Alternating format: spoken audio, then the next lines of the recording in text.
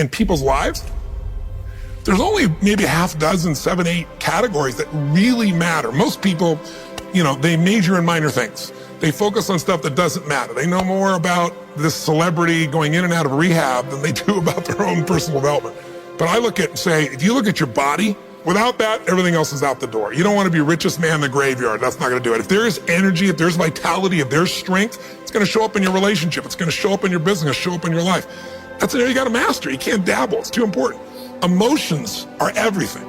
I mean, you got a ton of money, you got everybody loves you, and your primary emotions are pissed off and frustrated, then your life's pissed off and frustrated. It doesn't matter if you got $1 billion or 1 million people loving you, your life is not great. Relationships, intimate relationships especially. It's where the most juice in life comes from. It's where the most pain comes from most people.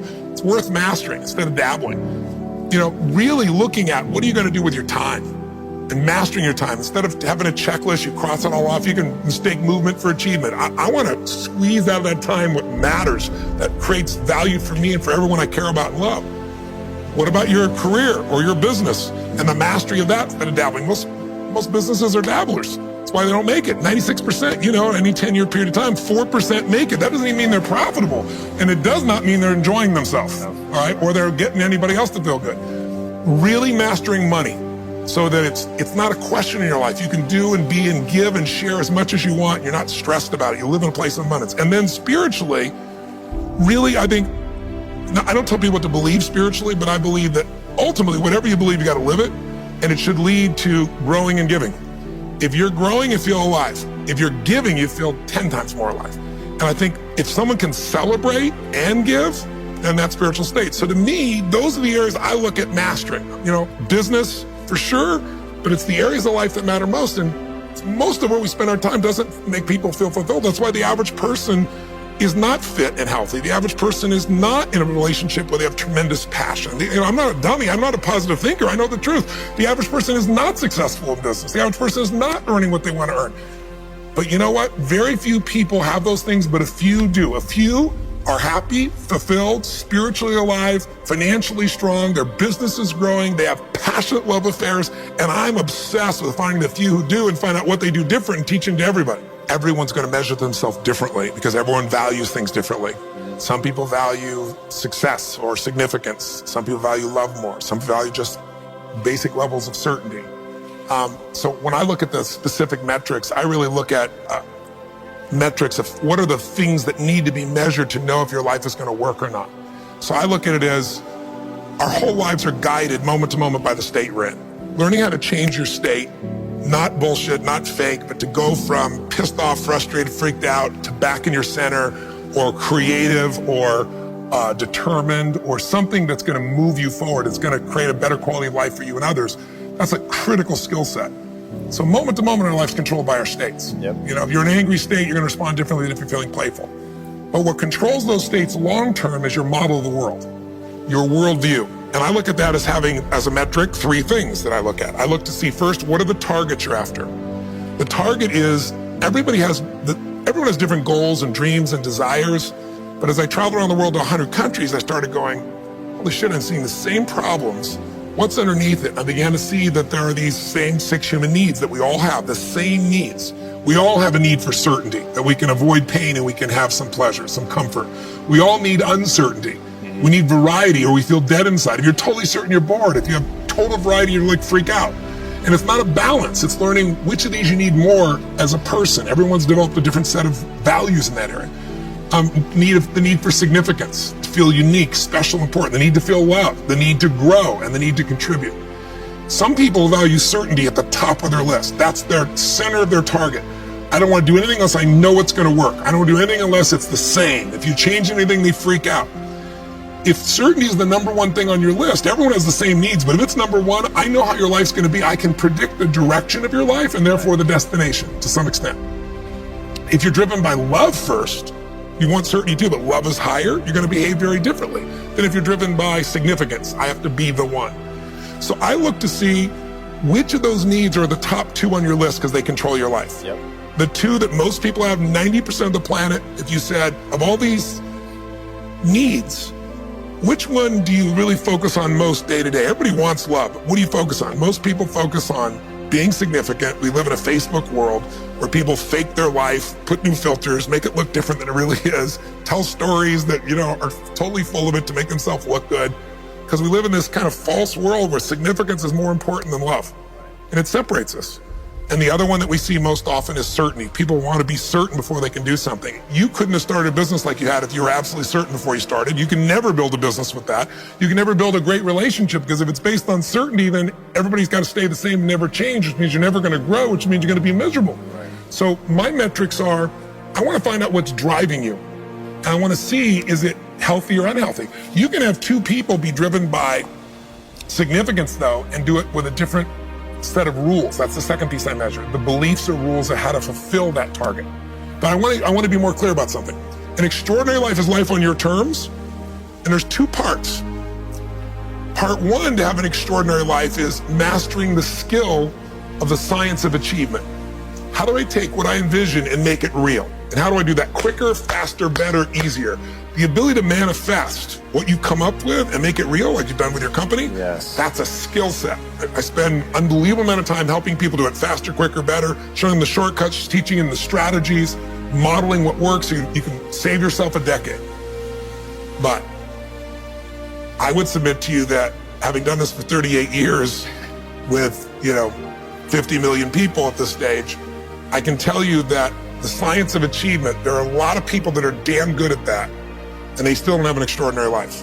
They have an extraordinary life. You see it as extraordinary, but I get the phone call from the multi-billionaire who tells me he wants to do this thing on his business, but what he really find out is he's miserable as hell, and he's hoping somehow I'm going to rub off on him on that side too. Right. And so I give him what he asked for, the change in his business, but I also give him what he needs, which is the change inside of him. So the second skill is the art of fulfillment. If you want an extraordinary life, you can't just achieve, you got to be fulfilled. As simplistic as that sounds, but it's an art. It's not a science. Sure. It's a science to making money, come on. Any age, any color, any background, any gender, if you do these things, you'll have an abundance of money. You do these things, you're going to have too much month at the end of the money. You're going to have financial stress, right? Body. Everyone's biochemically different, but you and I both know there's fundamental rules, laws. There's a science to the body. You violate that science, you're going to have disease. You're going to have low energy. You align with that, you're going to have an abundance of energy. It's going to affect everything in your life. It's a science. Fulfillment's not like that. Fulfillment is as different as our human beings. You want to know what God or the universe likes? Look at the jungle, look at the forest. Right. It's diverse, right?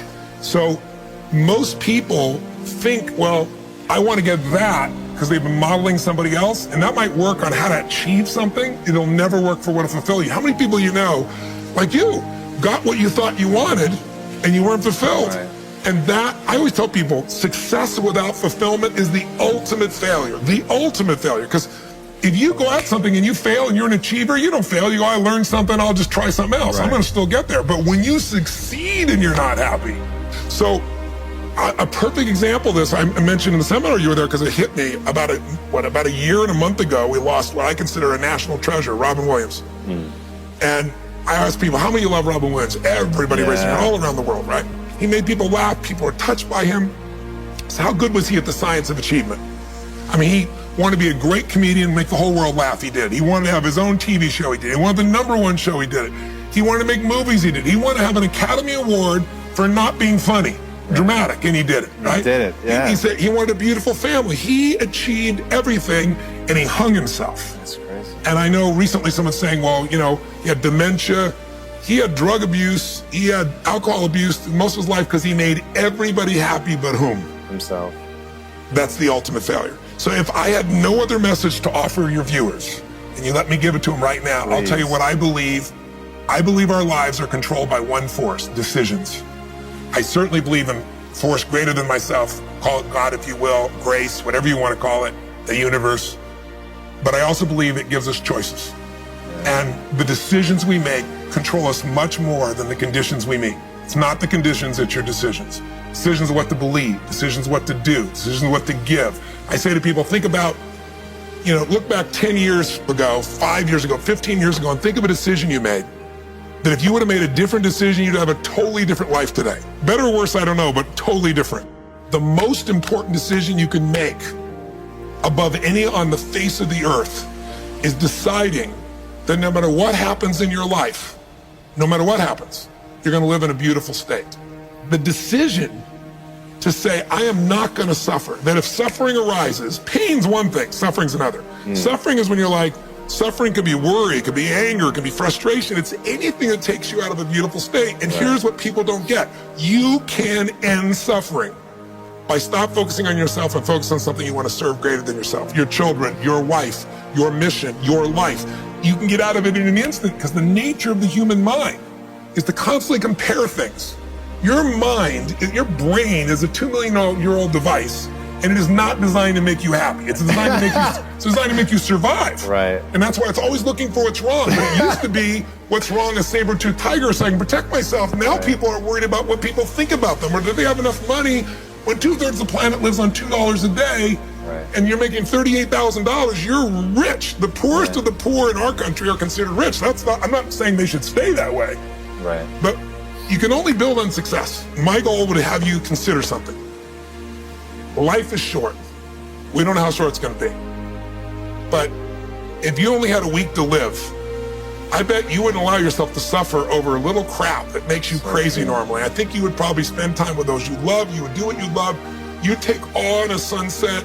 You'd smell the air. You would take in everything in those final moments that you possibly do. So my thing is, why wait? Right. Right? Why wait? Why not just decide that if I start to suffer, I know the solution, because suffering is me obsessing about me.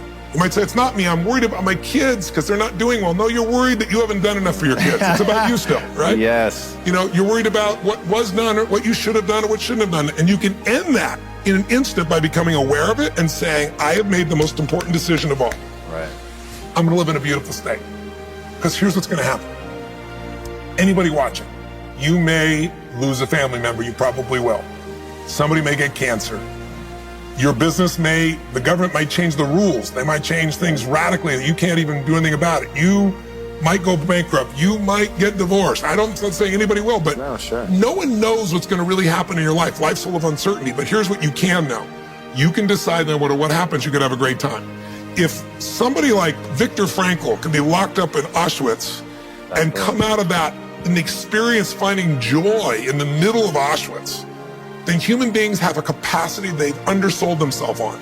We think that the outside world determines how we feel. If people have to behave a certain way, if your husband or your wife or your kids or your coworkers or whoever, your boss, has to behave a certain way for you to be happy, and if they don't, you're unhappy, then you're always going to be unhappy, because the more people around you, the more they're going to change that, because they're all human, right? My invitation is, as great as it is to achieve, more important to enjoy.